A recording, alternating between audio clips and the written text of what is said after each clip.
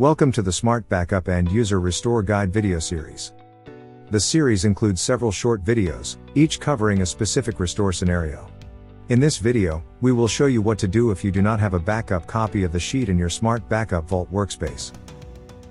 In our demo campaign plan sheet once again, if there have been some changes made to the sheet, and you would like to revert to an earlier version of the sheet, then typically, you would go to your SmartBackup Vault, and locate a backup copy, but in some cases, you may not be able to locate a good backup copy of the sheet. There are various reasons why this situation could occur, and for example, SmartBackup can be configured to only create backup copies of sheets that have recently changed, or it can be configured to backup all your sheets.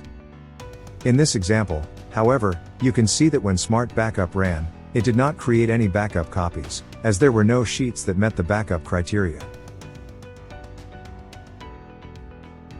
Another scenario could be that your IT team has configured SmartBackup to only keep a certain number of backup copies in your vault, and to remove older backup copies in the vault, in order to manage the number of backup copies.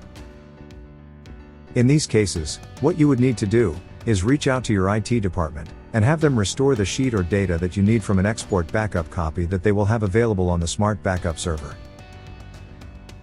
To provide some additional context, if a backup copy is not available in the vault, then the IT support team should be able to access an external backup copy of your sheet that was created using the SmartBackup export function. Then, they would use that external copy to create a new backup copy in Smartsheet. Or they can selectively copy data and information from an imported copy and use that to restore the data in your live sheet.